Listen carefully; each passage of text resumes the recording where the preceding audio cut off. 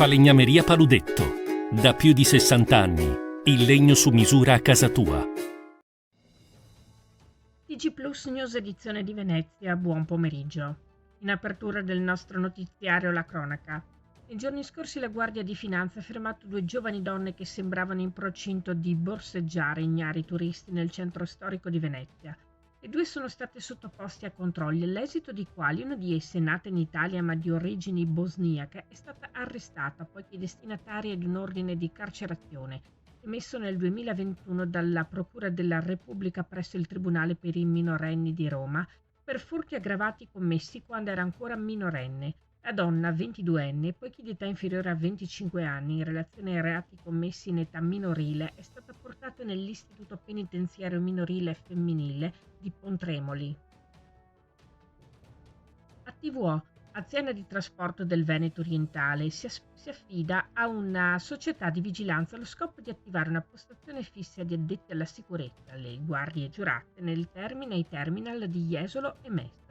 Il servizio sarà operativo nei fine settimana per tutta l'estate, a partire da domani, venerdì 14 giugno, e fino al 1 settembre.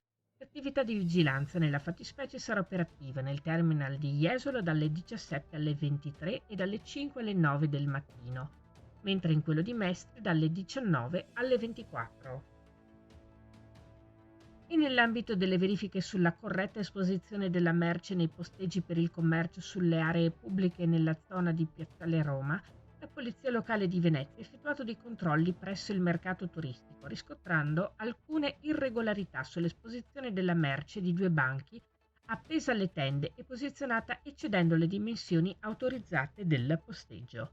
Altra merce era stata posizionata sul suolo pubblico adiacente. Tali violazioni hanno reso necessaria l'emissione di sanzioni amministrative per un ammontare complessivo di 5.300 euro, oltre al sequestro di merce per il totale precisamente di 2.449 pezzi.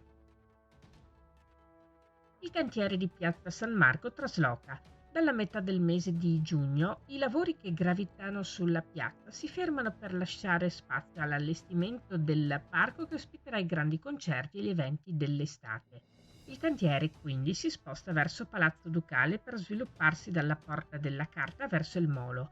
Il cantiere stesso tornerà in Piazza San Marco nel mese di novembre per la messa a termine degli interventi che riguardano i sottoservizi e il completamento della pavimentazione.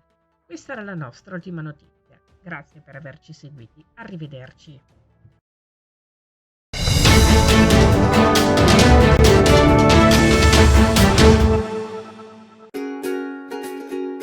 Falegnameria Paludetto. Da più di 60 anni. Il legno su misura a casa tua.